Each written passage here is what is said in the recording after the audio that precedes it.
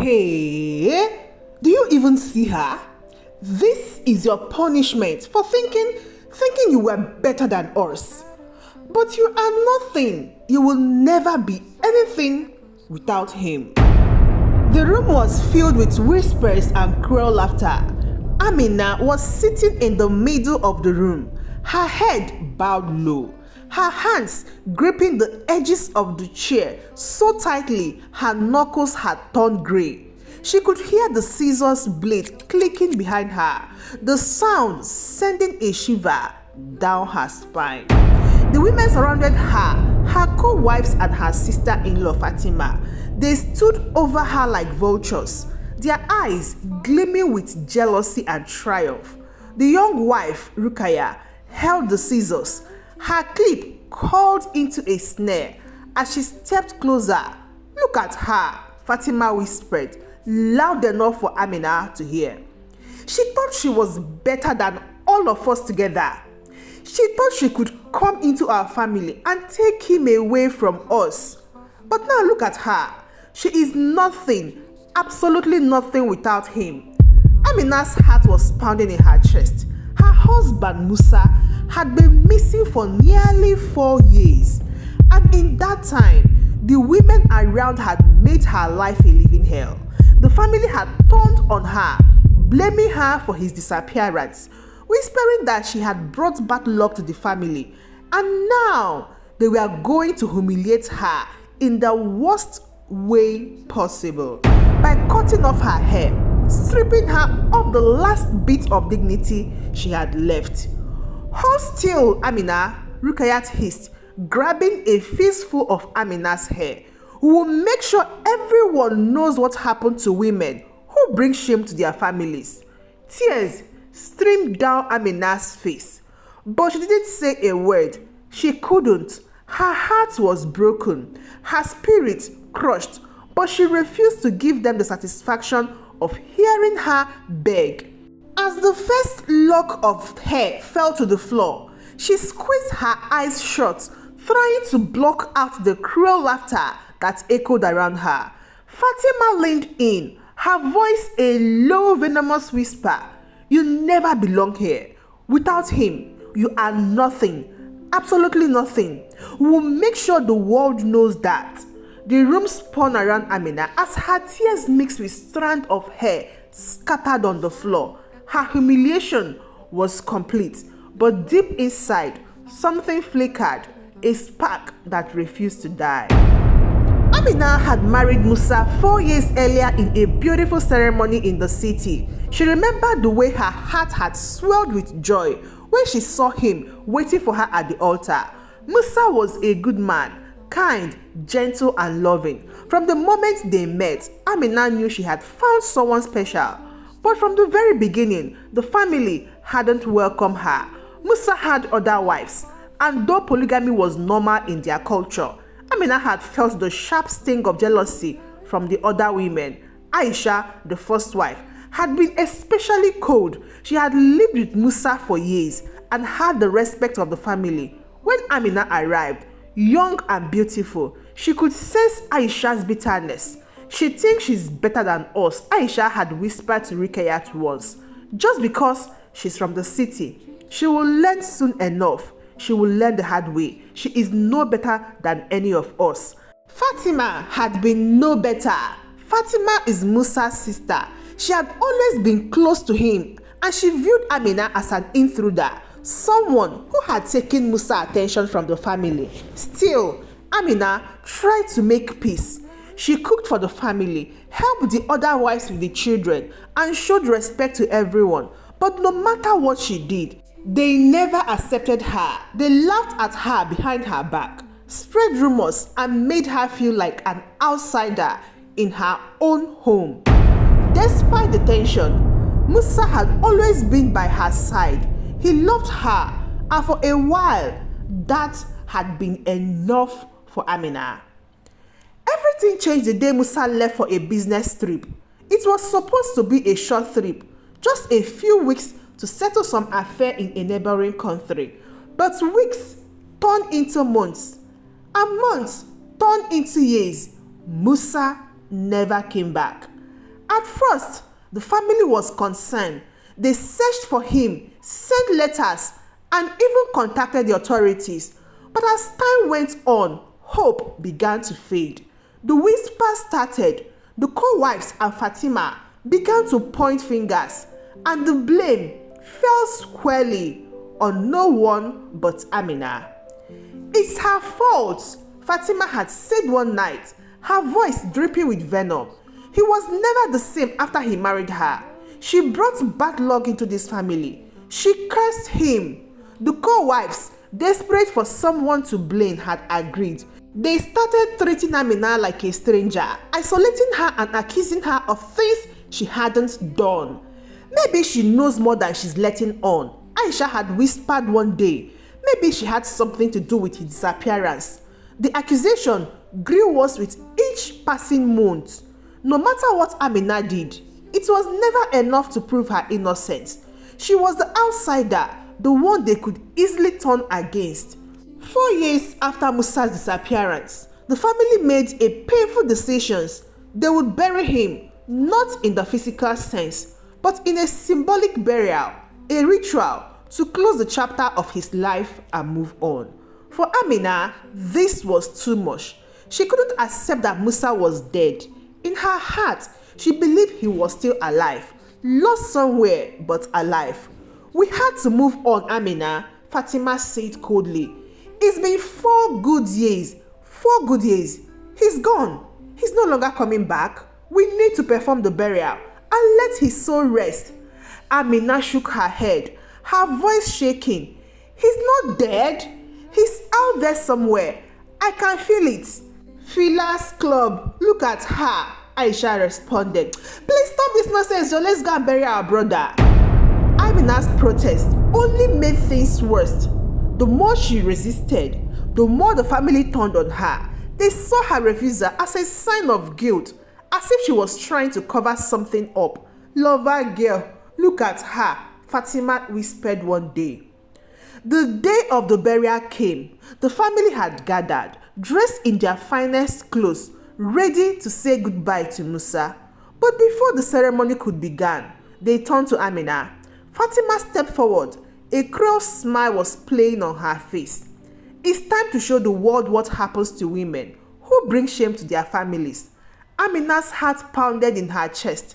As they dragged her to the center of the room, the co-wives surrounded her, their eyes filled with hatred. Fatima held up a pair of scissors, and Amina's blood ran cold. "We are going to cut your hair," Fatima said, her voice dripping with malice. "We are going to show everyone that you are no longer part of this family. Without him, you are nothing. Absolutely nothing." Amina struggled, trying to pull away, but the women held her down. Her hair, once long and beautiful, was cut away piece by piece, falling to the floor like discarded leaves in the wind. As the last lock of hair fell, Fatima leaned in close, her breath hot against Amina's ear.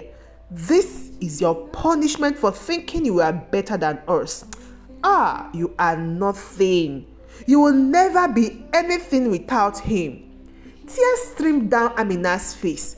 Her humiliation was complete, but deep inside her, that small spark of defiance flickered once again. She might have been broken in this moment, but she wasn't defeated. As Amina sat there, her head shaved and her dignity in tatters, the room fell into a tense silence. The ritual for Musa's burial was about to begin when suddenly the door to the house burst open. A messenger ran into the room, panting and out of breath. He whispered something into the ear of one of the elders, who immediately turned pale. "What is it?" Fatima demanded, her voice sharp. The elder stood, his hands trembling as he looked around the room. "Stop everything," he said, his voice barely above a whisper. Amina looked up. Her heart pounded in her chest. What's going on? The elder cleared his throat, his voice shaking as he spoke. "Musa Musa has been found. He's alive, everyone. Amina's breath caught in her throat. The room erupted into chaos, but all she could hear was the sound of her own heartbeat. Musa was alive. After all these years, the man she had loved, the man she had refused to give up on, was alive?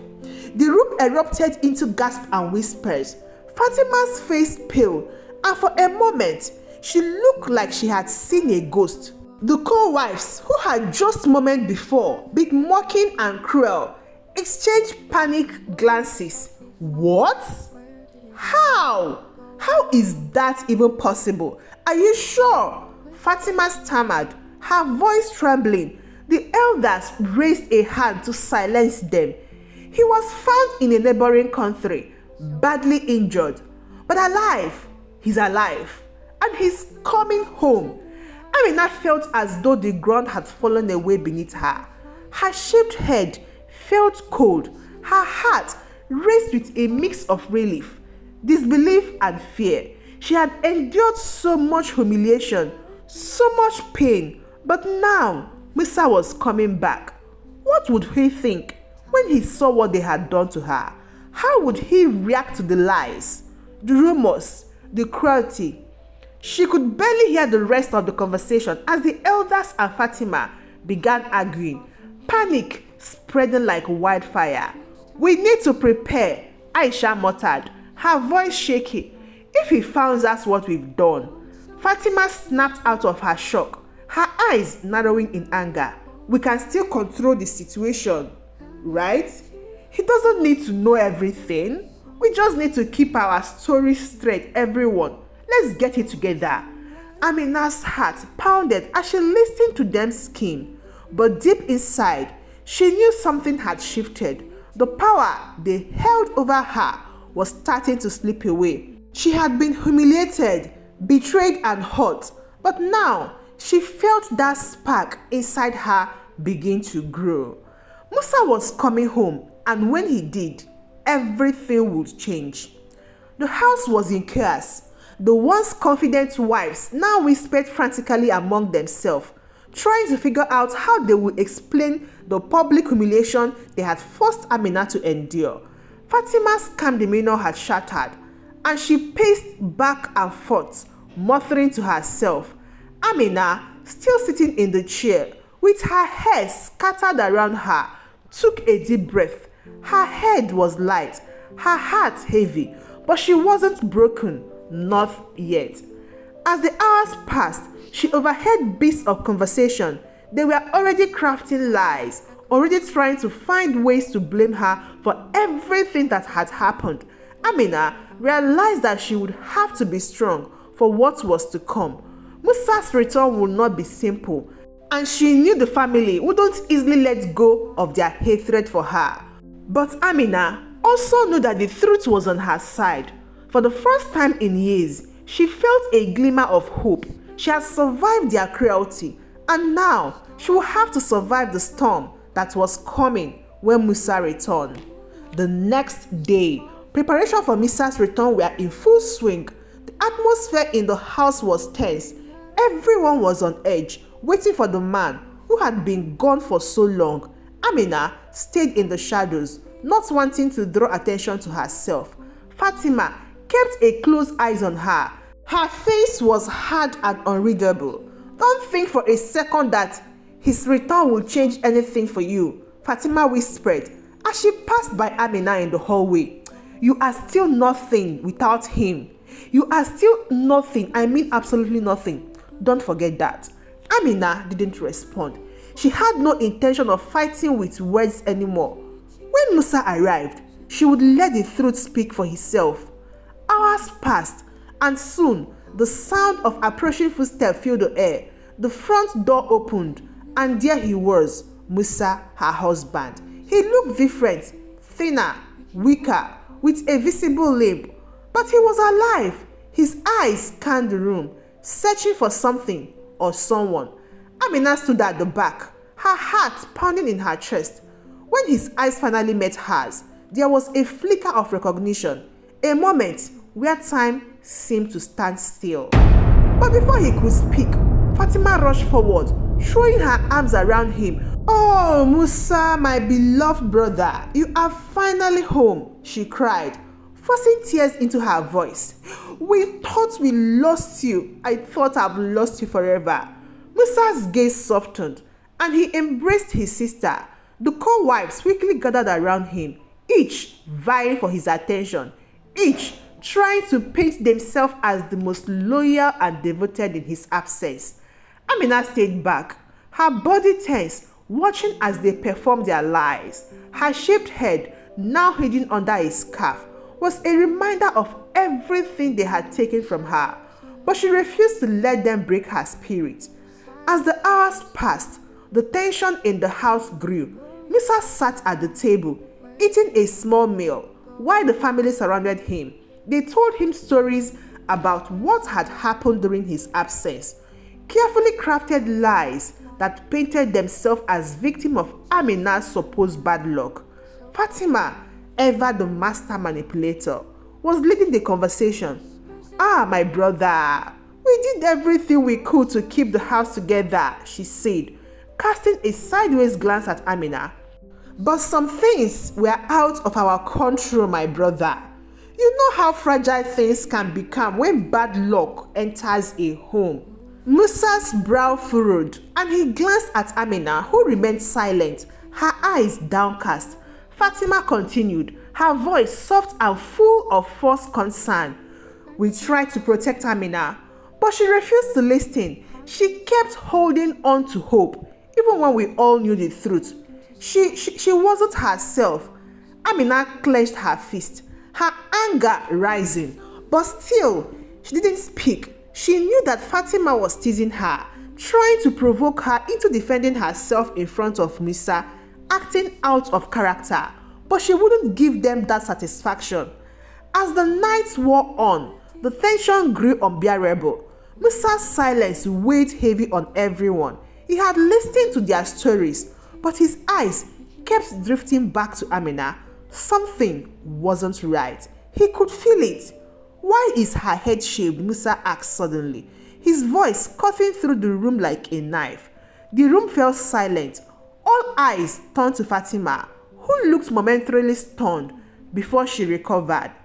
It was part of a ritual," she said carefully, "a necessary act to cleanse the house of the bad luck that was brought upon us." Musa's gaze hardened, and his eyes locked onto Amina's. "Is that true?" he asked, his voice soft but firm. Amina looked up, her eyes meeting his. The room was quiet, so quiet that she could hear her own heartbeat. This was her moment. Amina took a deep breath, standing tall despite everything she had endured. The truth was ready to be spoken, but would Musa believe her, or would the lies of his family blind him? The room was heavy with tension, and the silence was almost suffocating. Amina stood in the center, her eyes sweeping over the faces of those who had tried to break her.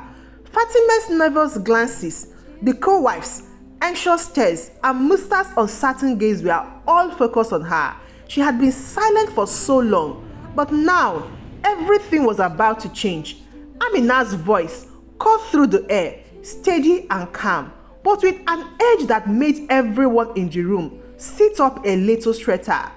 "You've all had your say, and I've listened, but there is something you don't know." Fatima shifted uncomfortably, her smug expression faltered. Musa's brow furrowed, confusion clouding his features. "You think you know the truth," Amina continued, her eyes locking with Musa's, "but you don't know, not yet."